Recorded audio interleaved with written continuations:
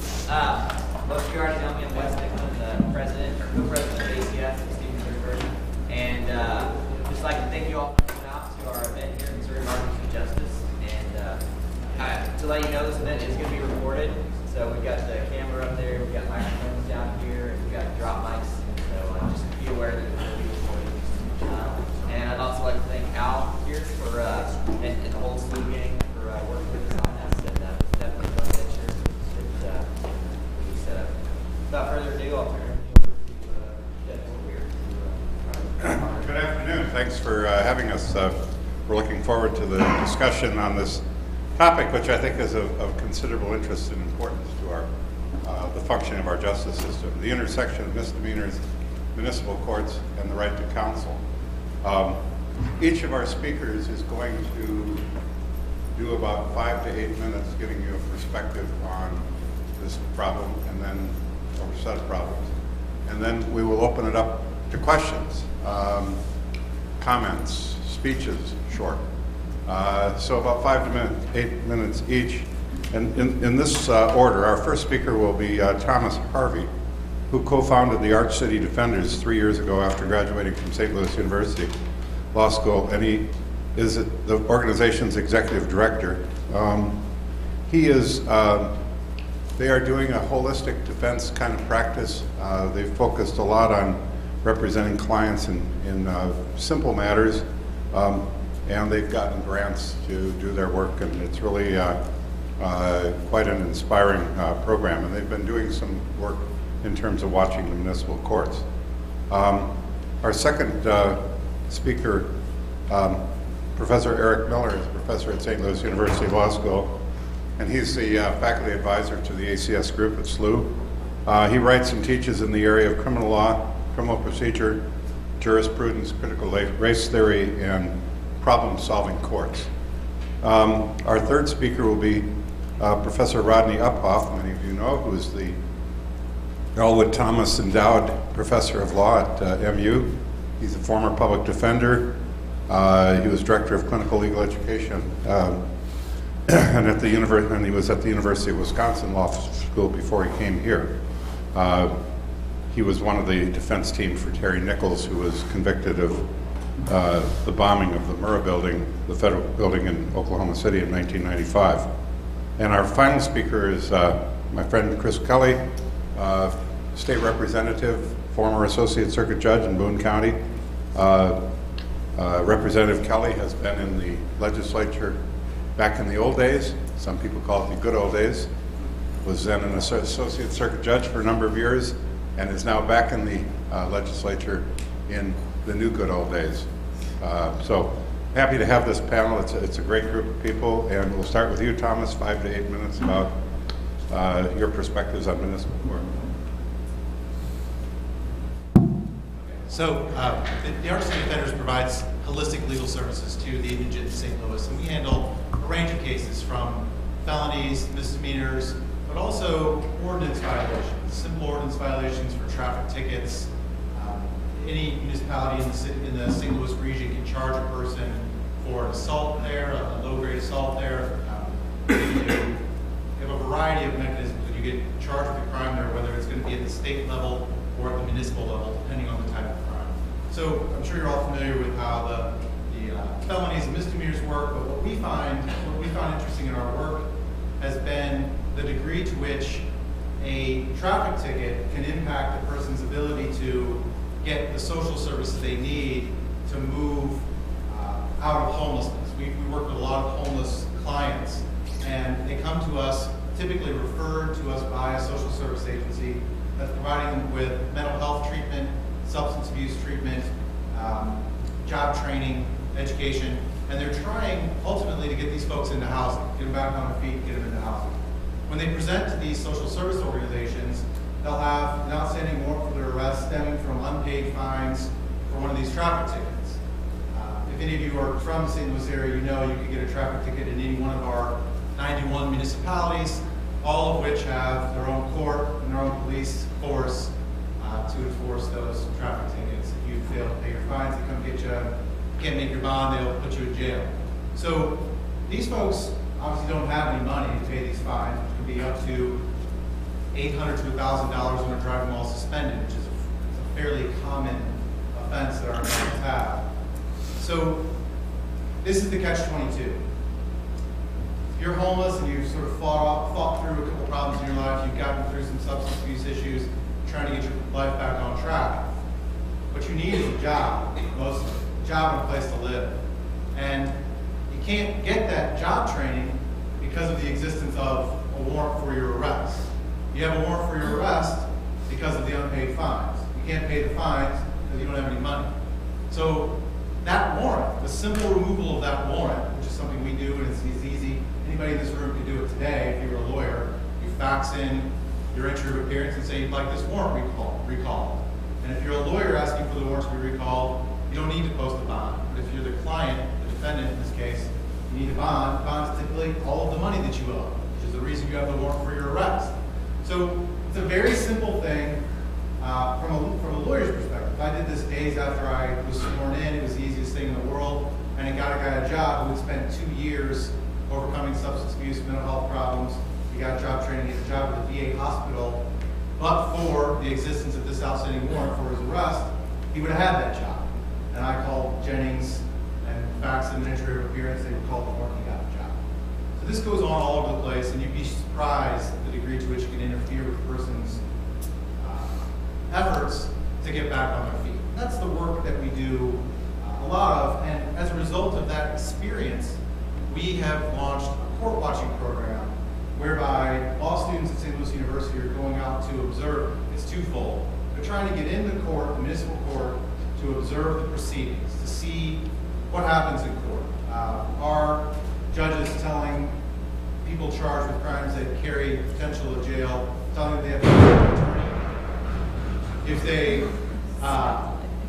are they getting a waiver at some point? Are they doing a mass waiver before the hearings begin? What's going on at that level? The second goal is to simply record the experiences of the people who are waiting in line. Sometimes these courts, not courts like you might envision, sometimes they're trailers, and sometimes they're very small former houses that the city took over and now turned into a small court. They're very tiny. So you've got hundreds of people sometimes waiting to get in. Well, they're waiting outside. Right now, today, last night they'd be waiting outside. They'd be waiting outside in the middle of summer if it's 100 degrees. It doesn't matter. They're going to wait outside until their case is called. Also, the courts aren't open to everyone. This is another thing that our students are observing. There are signs posted on several courts saying, if you are not a defendant, do not enter. This doesn't happen all the time. We've had a person who brought their infant child with them and was told that he couldn't bring the child in the courtroom. And so she was kind of faced with a dilemma. Do I not go into the court, which will result in a warrant being issued for arrest for failing to appear in court that night, or take the kid back to the car and see if she can find somebody to watch the child during court? She did the latter, and the police from that municipality came out and issued her a ticket for endangering the welfare of a child. So that is not representative of what happens on a daily basis. It is the extreme, but it's the kind of choices that these folks are making, having made. So we're trying to record their experiences also. Just the human cost. This is not a question of the legal cost, the legal matter. This is a question of how did you get here tonight? If you have kids, did you pay for babysitting? How much did that cost? Did you have to take public transportation? We've given our clients rides to court because they estimate it'll take them an hour and a half by public transportation to get to court each way. That's 3 hours just for transportation to get there, and that doesn't include the time you're spending in court, which can sometimes be several hours, sometimes it's quicker than that, depending on the municipality. That is a brief overview of what we're doing, and the court watching program is intended to collect the stories of the people who were affected by these municipalities. Keep in mind, these are the municipality's own residents. They're marginal folks who already are poor and being pushed further into poverty and homelessness by the actions of the court. Does the court intend that? No, of course not. But the disconnect between the policies of the court and their attempt to collect fines for folks who don't have money is actually condemning many of their residents to poverty and further entrenchment. Thank you. Eric Miller, Professor Moto, give his perspective on this and probably some of Great, thanks, Mike. So I'm going to give you a stat, a story, and a thought. And the stat is that about 13 million people cycle through misdemeanor courts every year in the United States. So that's 13 million people are being making appearances in misdemeanor courts. Yet, if you study criminal procedure, you'll hear about misdemeanors only when you look at Arger and maybe a couple of other cases connected with it. And actually, most of the case books cut the interesting bits out of Arger. And so you get to know that you have a right to counsel if you face actual imprisonment, but the bit of the opinion that discusses the process of mass adjudication in misdemeanor courts rarely makes it into the case. So, so the criminal procedure that we learn at law school is mostly focused on federal courts and state courts, state appellate decisions, and we never hear about, or rarely hear about, the misdemeanor court. There is now a growing scholarship in misdemeanor courts, which is quite interesting, but we need more of it. So that's a stat. The story I want to tell you about is recently made the news. I don't know if you saw it, but a young 18-year-old lady, Penelope Soto in Florida, had a bail hearing. I don't know how you saw this. You see the news, a little video. So in her bail hearing, she was one of a line of orange jumpsuited defendants, no attorney anywhere in sight. The judge calls her up and he asks her if she's wearing jewelry, or if she has any jewelry. She says yes. He says, how much was it worth? She says, Rick Ross, who is a rapper known for his bling. She was trying to suggest it was quite expensive. So he says, I assess bail in the amount of $5,000. And then he leans into the microphone and says, bye-bye. And she leans into the microphone and says, adios, walks off, and he beckons her back. He says, bail in the amount of $10,000. First practice pointer here. Looks like he's imposing an extra $5,000 as a punishment. That's unconstitutional. So why does he suddenly see her as either a flight risk or dangerous under either the 8th Amendment Stacking Boyle or under the 5th Amendment Solano? So she is a little upset, walks away, drops an F-bomb and flips the bird at him, so he calls her back. The criminal contempt hearing takes, I timed it, just over 11 seconds. There is no counsel present. She's not informed of her right to counsel, and she was sentenced to 30 days in jail. So one thing to recognize about, again, unconstitutional. One thing to recognize is that much of what happens in these courts, particularly because no counsel is present in many cases, occurs without any of the normal checks that we think of as essential to the criminal justice system.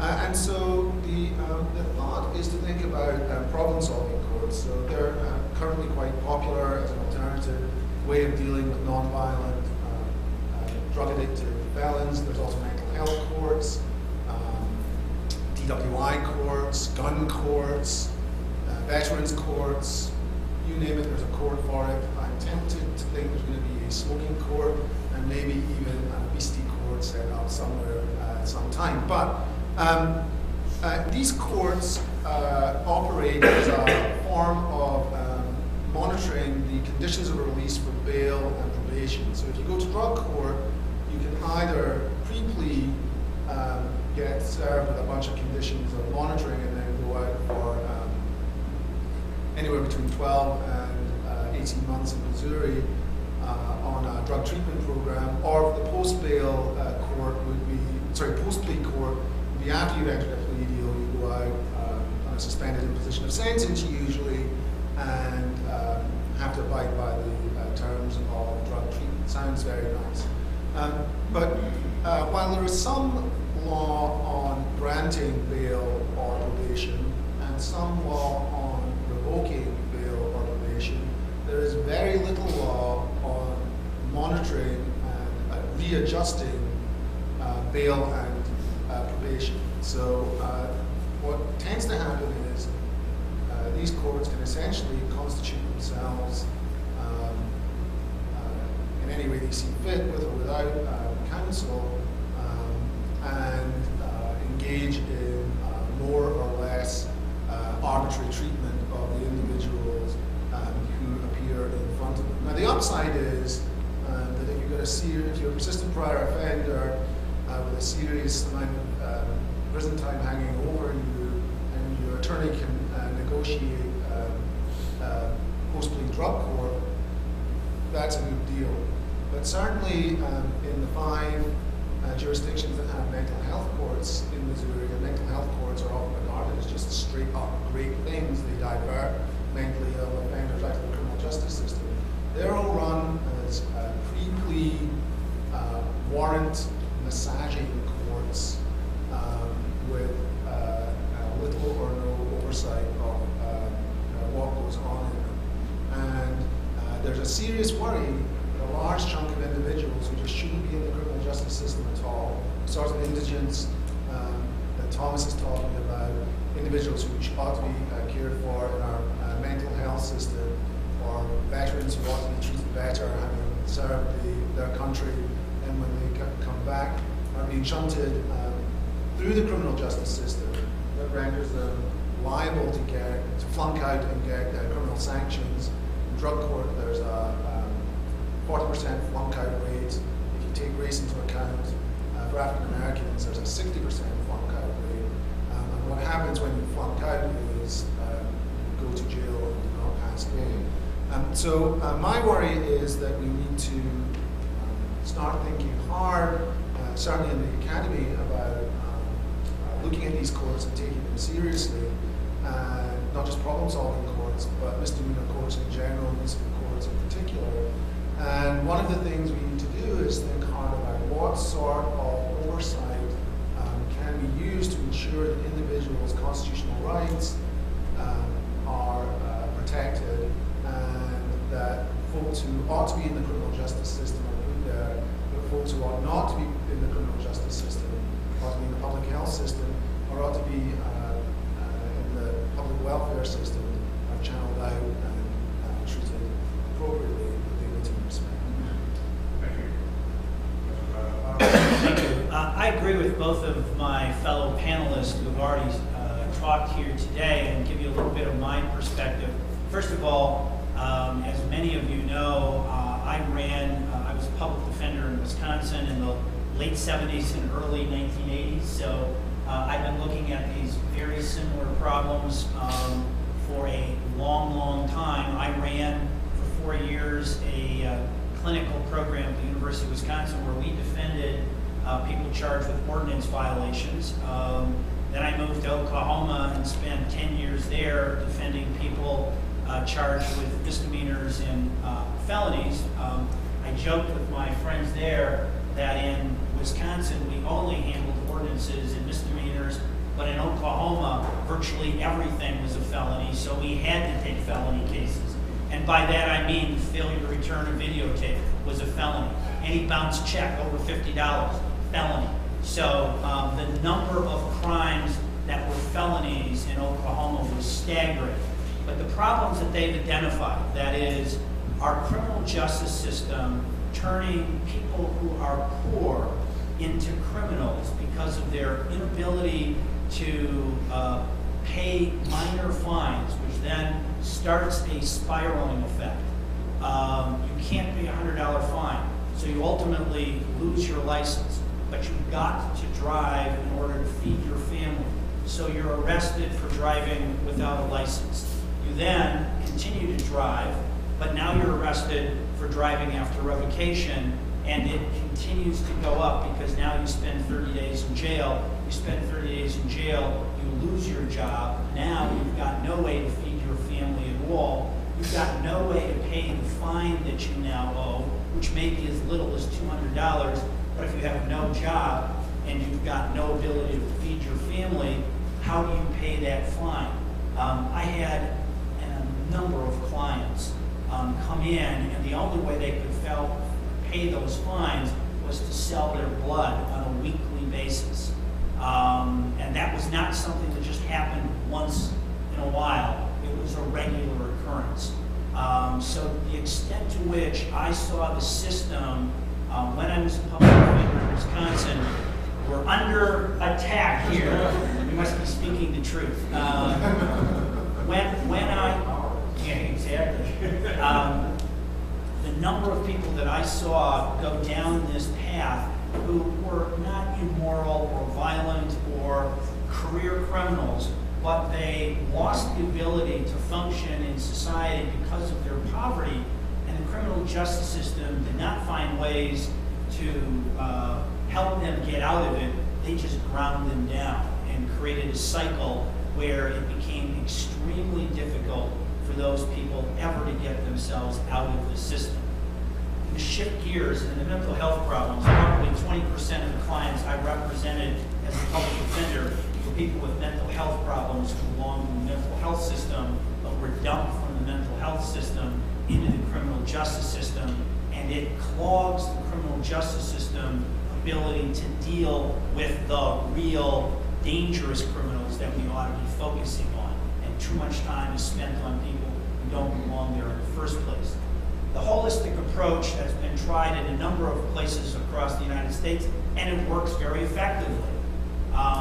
Wish that our public defender's office had more of the opportunity to do what we had in Wisconsin, and that is to approach more of these problems in a holistic manner, because we understood if we could help them find a job and try to help them navigate the probation system in a way to keep them out of prison, it was the best opportunity for them not to get caught up again in the system, and it also created the best opportunity for their family to somehow get from this cycle that they were caught in back being a productive member of society. And it clearly is in the best interest of all of us as taxpayers to get people down that road instead of sending them off to prison. For me, the most frustrating thing about my experience in Oklahoma, and I'm afraid we are headed that direction in Missouri in light of House Bill 215 and the threat to our current our current public defender system is stressed. Public defenders don't have the ability to do the kind of holistic approach because they're managing way too many serious cases. So the minor cases get shunted off, get plea bargained quickly without doing the kind of work that they do in their program that provides the opportunity for these people to escape poverty. In Oklahoma, first of all, you didn't get a public defender if you bailed out, because if you bailed out, you were presumed to have enough money to hire a lawyer. So the mere act of posting bond, maybe $100, disqualified you from the public defender's office. So you're in a catch-22. Do I bond myself out to get a job? And if I do, then I have to pay for a lawyer. I've got no money to hire a criminal defense lawyer, and everybody knows in the vast, vast majority of cases, unless you can come up with money up front, no private criminal defense lawyer is going to represent you. So I can't tell you how many people came to our clinic told that they can't get a public defender, they don't have dime one to hire a lawyer, and they had to keep coming back. Some of them driving from other counties, spending all the money to drive to get there, to tell the judge, I can't hire a lawyer. The judge said, come back next month with a lawyer. Come back next month. I saw one client been there coming back 9 months, driving back, because he still couldn't afford a lawyer. But he had bonded himself out, so he obviously had the money to hire a lawyer. Or, another vignette from Oklahoma, get arrested for public drunkenness, and after a Sooner football game, everybody can get arrested for public drunkenness. But if you're wearing the wrong t-shirt, or you're the wrong color, then you got arrested. And then you went into jail. They don't have $100 to pay a bondsman, so they stay there. And some of those people, although they're not supposed to be incarcerated for public drunkenness, they can't bond themselves out. We've got some people out that have been in for 60 days to 90 days for a crime for which they're not supposed to be incarcerated. That's the way the system grinds people down. We're headed in that direction if we privatize the public defender's system, because I saw that. I was a member of the Oklahoma Defense immense indigent board that awarded the contracts in Oklahoma to some of my former students who are now contract lawyers, being paid $197 a case to provide quality representation to people who are looking at life sentences. So what did they do? Best example, Chickasha, Oklahoma. The guy had the contract. He would come down on Thursday morning, interview all the people in jail, drove down from Oklahoma City, interview all the people in jail, let them all out Thursday afternoon. He could be very efficient. He earned his $197 a case. What's the quality of representation provided? It was crap. It's not anything any of you would want for your family. When I testified in front of my colleagues' committee, that's one of the examples I used, and I said to those representatives, if it's not good enough for the poor, how many of you in this room would want that kind of representation for your family or friends? Unfortunately, the bill was voted out of the committee. It'll be on the floor, and we'll see how far that goes. But that's where we're headed in Missouri, and that's not a pretty sight.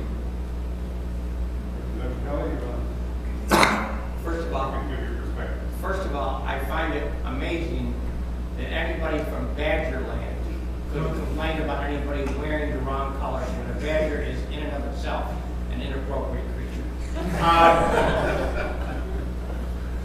I'm going to change everything that I was going to say, because although I agree with these three whimpering liberals on most things, there is another perspective to this whole question. And I'm going to try to take that other perspective. I was an associate judge and a municipal judge for 7 years. A municipal judge because in Boone County, the associate judges, one of them has to sit as the municipal judge. And they got the dumbest one to do that. So I did thousands of municipal and associate criminal cases. Parenthetically, this question is broader than just criminal law. It's also civil law, rent and possession cases, check cases, those kinds of things, which also have significant economic consequence to poor people. But let's stick with criminal. There may be, a lot of associate judges think that there should be only 2 misdemeanors, dumb and mean. First degree dumb, third degree mean, because all the cases pretty much fall into those 2 categories of dumb and mean. But you can take it to the bank that a lot of them are mean. And we need to do something with these guys. I did thousands of these.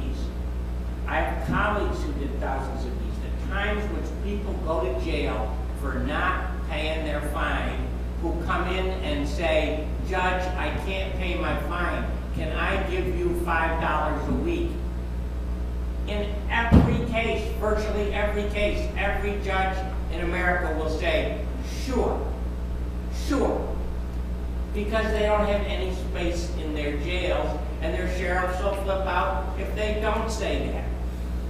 It's not that they love these guys who are giving them $5 a week. It's that if they show up and say that, if they show the smallest scintilla of interest in their own situation, they will be able to deal with their problems in a reasonable way. Some of them, a large number of them, are crazier than Pat Coons, and they belong in the mental health system, not the criminal system. And that's a huge societal problem. But there is also the need for society to keep order. You've got to have a way to get people who are beating up their girlfriends, who are driving drunk, and who are being general nuisances off the street, or to clean up their behavior. Order is a fundamental function of the law. And we can spend all the time we want crying about the poor people who are getting treated badly in court. But if we don't remember that order is a major function of law, they all talk about the justice aspect of law, but it's important that you also perceive the concept of order. These folks are a nuisance for society. They're a nuisance in Jennings, they're a nuisance in Centralia, they're a nuisance in the Boot Heel, they're a nuisance everywhere. And so a lot of this is whining about people who will not take responsibility for themselves. And that's really important to keep in mind. There's a balance here. It's just not a giant army of jackbooted oppressors out to put every poor teenage mom in jail for leaving her kid in the car. Because here's who she is. She is the girl who gets arrested at a bar downtown in Columbia and comes in front of me charged with trespass, because when she was told to leave the bar, she didn't. With assault, because she assaulted the bartender who told her to leave. Assaulting an officer, because she assaulted the arresting officer. And possession, because of course she was holding when she did all this stuff. She has at least 9 pieces of scrap metal in her face. She has a tattoo around her neck and several on her ears. And she's in court in front of me. So I arraign her. And then I write a phone number on a piece of paper, and I ask the prosecutor to give her the number. And she says, "What's this?" And the prosecutor says to her, "That's the number for AA. The judge sometimes gives people the number for AA." She's 22, 23. She rolls her eyes, as y'all do, and says, "As if," to which I say, "Peaches, when people get arrested for being thrown out of the bar, maybe AA is a nut stop." Now, associate circuit judges are not supposed to refer to female defendant as peaches. And I agree with that. But she did go to AA. She came back 3 weeks later. The medal is all gone. She's got a job. I don't put her in jail. We do some probation. And I happen to know that today she's still got a job. So lots of associate circuit judges and municipal judges do that kind of thing all the time. And they often do it in extra legal ways. Somebody said something earlier, I can't remember who, about one of the problems is that associate circuit judges and municipal judges are very far from the fence of the appellate law and the Constitution. That's true, and that's a real danger.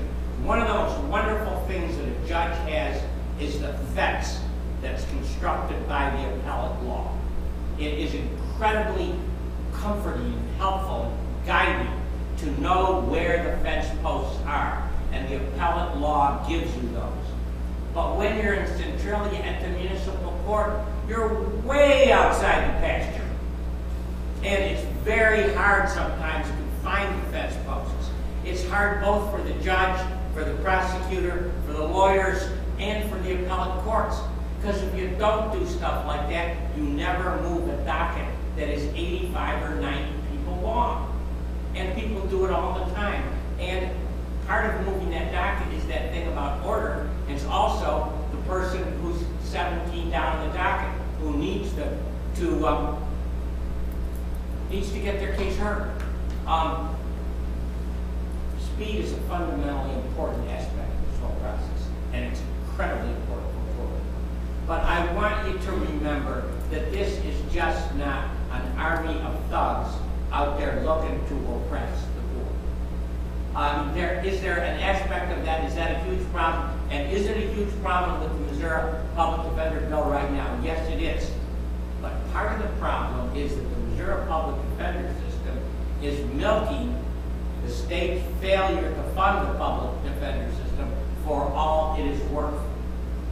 And that's important to remember too. They're in a political contest to see how much they can squeeze out of this. And they're doing a pretty good job at it. Now, I hope they squeeze a lot of money out, because I happen to be on their side a lot of the time. But the fact of the matter is, it's important to realize that it is not a black and white situation. As to specialty courts, DWI court and drug courts are really, really good ideas. But I want you to distinguish in your head between those courts, which goes to a particular kind of offense, right? And a court like Veterans Court, which goes to a particular characteristic of the defendant. Those are very different concepts. Having a court for people who commit a certain kind of crime or are charged with a certain kind of crime is different than having a court for people who fall in a societal court. Else, what is the difference between a Veterans Court and a ladies' court or a black people's court? You see what I mean? And how much sympathy does the society owe to the veteran who feels the need to beat up his girlfriend?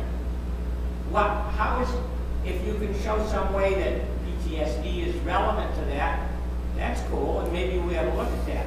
But maybe he's just a badly behaving veteran. You know, and so we need to be a little temper in this whole thing. All right. Questions, comments, by others in the panel? I absolutely agree with Chris that there is a range of judges that I've been in front of in 3 different jurisdictions. The better the judge, the more justice is going to be meted out. The better the prosecutor, the more justice is going to be meted out. And clearly, there are plenty of examples of good judges and good prosecutors who do a good job of ensuring that there is more justice in those courts. But I've also been judges on the other end of the continuum who would not accept $5. And there are plenty of places in the United States who don't even allow you to make those kind of small payments. And this is a badger, you know, and I talk positively about Wisconsin. A judge, I was involved in a judicial investigation, and this was his pattern, particularly with minority defendants who drove up from Illinois, gave them the maximum sentence for DWI. Then they hadn't paid their $500 fine, of course not, because they've been in jail for 90 days. When they get out, he goes, "Where's my $500? Judge, I've been here for 90 days, I have no money." Fine, you go back at $1 a day and spend the rest of the time in there. Now, that got to the attention of the judicial authorities in Wisconsin. So we have folks on both ends of the continuum. And I absolutely agree with you. It's not like we've got armies of thugs in black robes across the United States. It's not like that. It's clearly more nuanced. And there clearly are misdemeanant defendants who deserve to have some very harsh sanctions. I'm not so sure I divide it into dumb and mean. Yes, there are mean, and there's a lot of dumb, but I think there are also, and crazies, but I think there's a 4th category, and that 4th category are people who simply, I don't have the money to buy my insurance, but I have to drive the car. I don't think they're mean, dumb, or crazy. I think they're just dealing with their situation. I'm not sure there's... Would you accept hapless? Yeah, hapless, unfortunate, whatever. I just want to respond and say, I think we're past the point where we have to have individual actors being racist or sexist or homophobic. We're talking about a systemic issue here. And the system in the municipal courts in the city, in the St. Louis region, is predicated on revenue.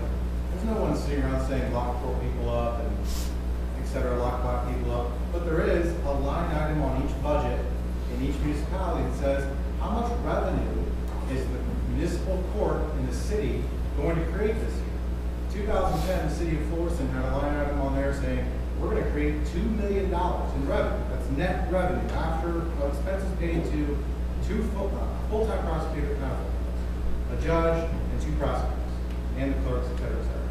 From 2010 to 2011, their budget called for a $1 million increase in revenue in the municipal court system. Now, either Florissant expects a massive crime wave, or they're going to be locking people up to make money. That's the point. It's money.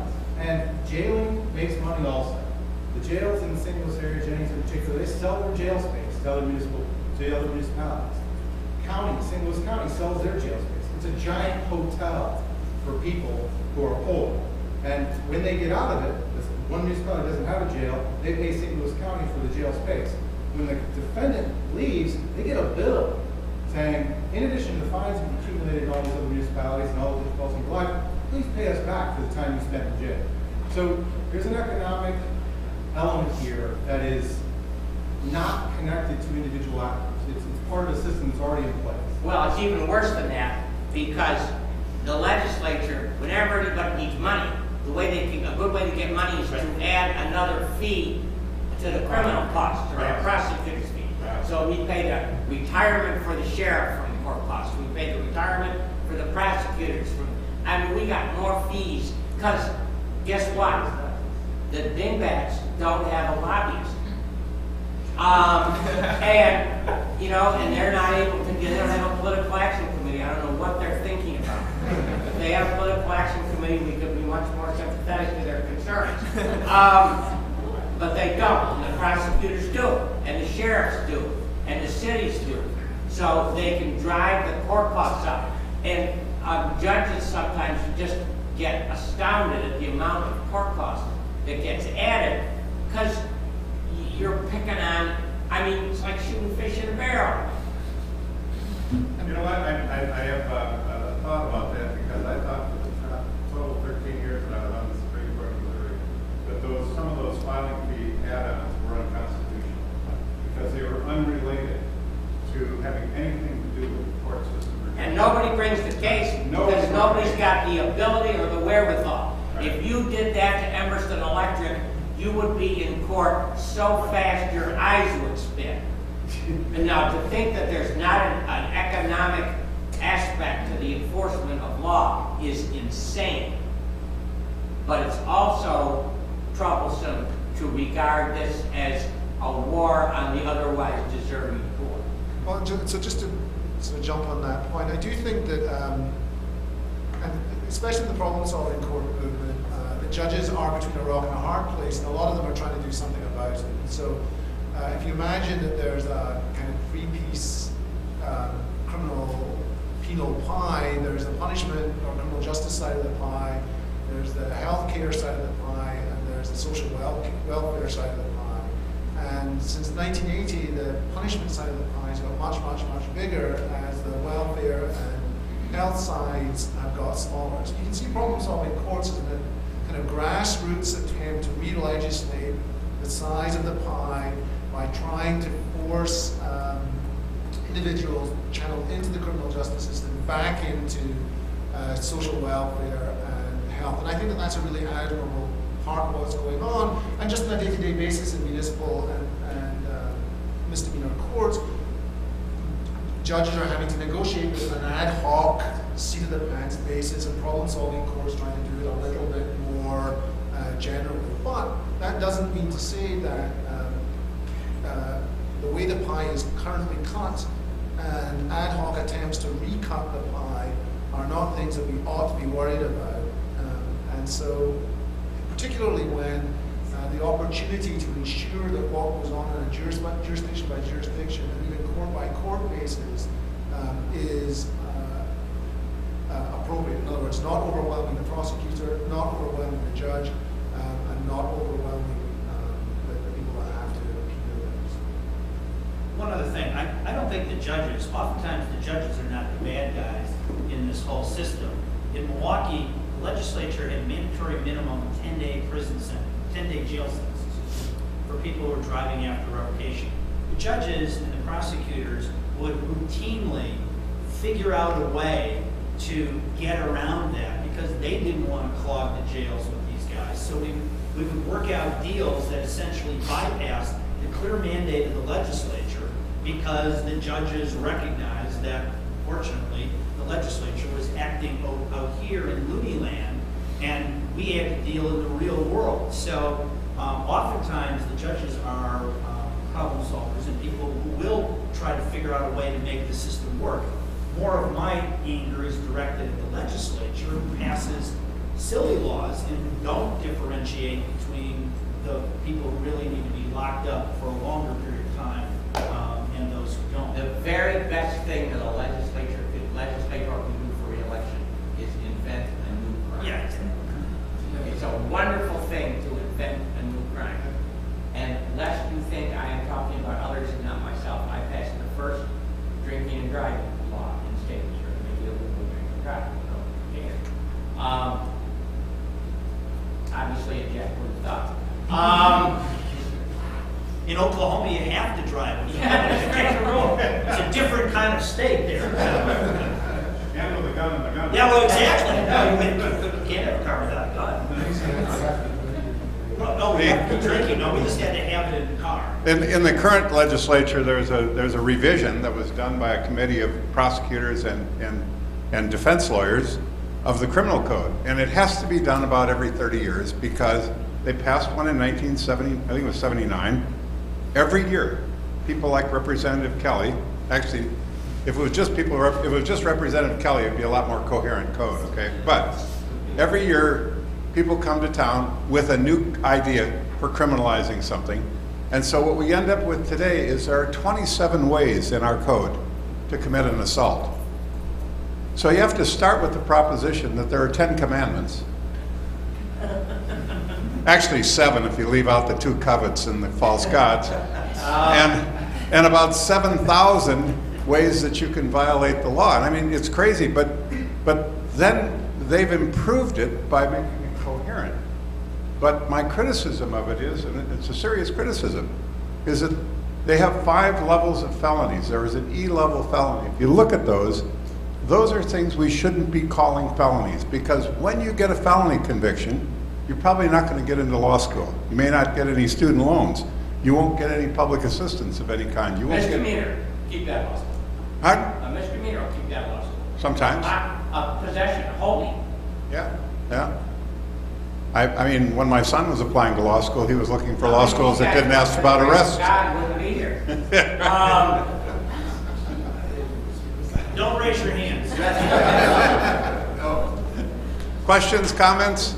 I have one other confession to make along the mental health court stuff, because I'm a little bit older than some of these guys. I won't say who. But I was a legal services lawyer years ago and was involved in the early 70s in getting people out of mental hospitals on due process grounds. And our theory was that if we made it hard to get people into mental hospitals or got them released from mental hospitals, that they would go to community health centers, and there were all these new drugs that were coming online. We just give them a pill and they would live happily ever after. We were wildly successful at that.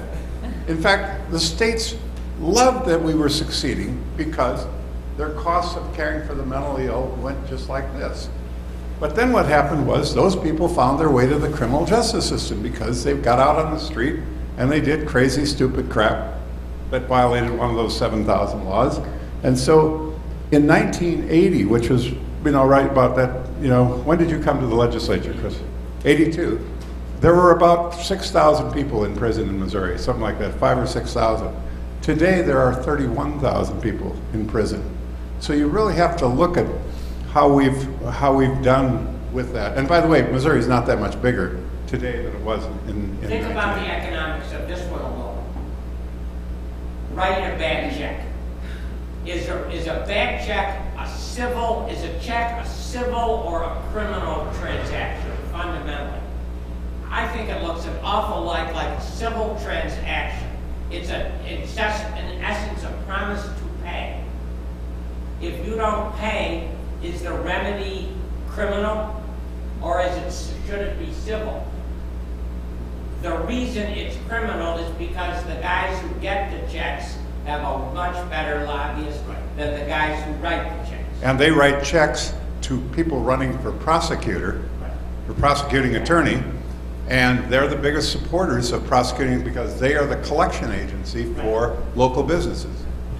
That's essentially what, the district attorney's offices in Oklahoma were largely funded by their bad check collection because they would tack on extra fees. So you write a $51 check, you're charged with a felony, now you owe bank fees of $50, you're charged with court costs, and you owe prosecution fees. So now for your $51 check, you're placed on probation, but now you're paying $500 back, plus you're paying $50 a month in probation fees. So, and these are people who are barely able to feed their family. And when they then don't make their probation payment, and yeah, if they're smart, they come in and try to explain, and if they have a receptive probation agent, they may work with them for a while. But if they miss a couple of payments, or they get arrested in some other thing and they're in jail, boom, they're revoked, and then the taxpayers of the state of Oklahoma pay $22,000 a year to warehouse that person for a year. And think about it philosophically. Changing a check, the relationship between writer and collector of the check, is an expansion of the role of government, isn't it? It's a more powerful, more invasive, more regulatory government. And yet the people who pass those kind of laws are people who theoretically champion the concept of a more limited government. And actually what you're describing is a system that would probably embarrass your average mafia guy who lends money and just breaks your knees if you don't pay. So. The due process is much more succinct. That's right. All right, yes, Liz. Professor Miller, I think you were talking about in the context of mental health courts, you used the phrase warrant massaging. What does that mean?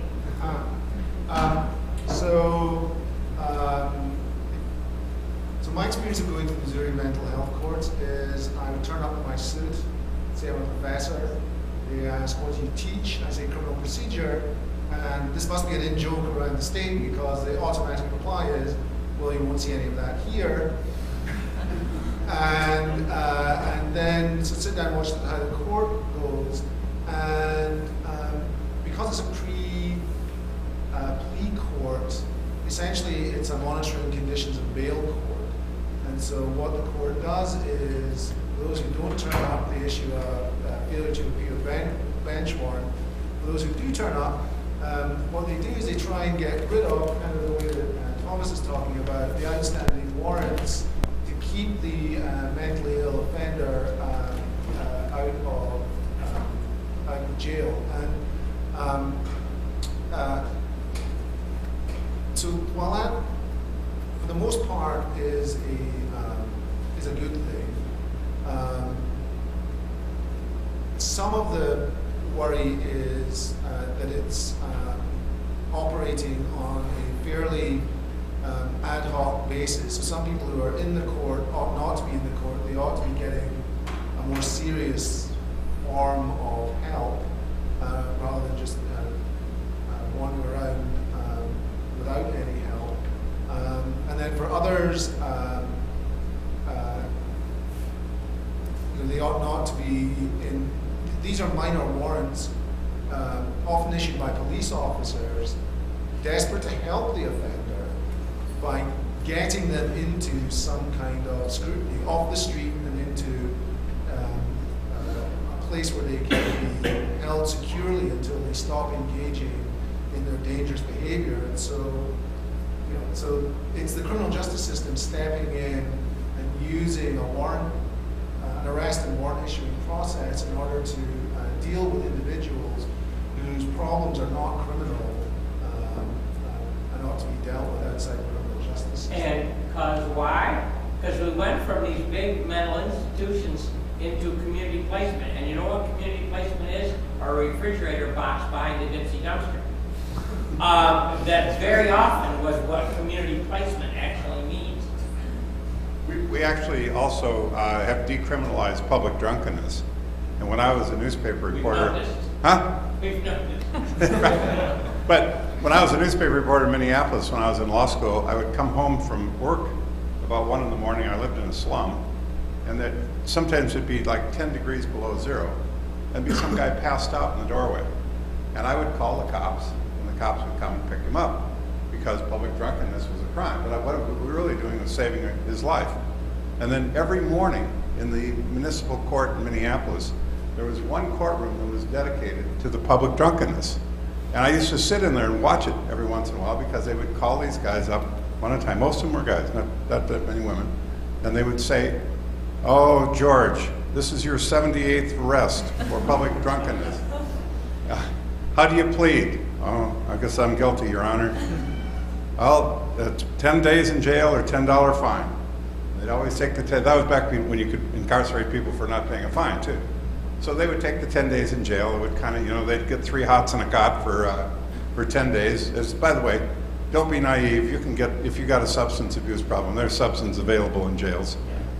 So, you know, it was a system that worked. And then they decriminalized it, and then they had to build these things, and then we end up with the refrigerator boxes, which are not that comfortable in Minneapolis in the middle of winter.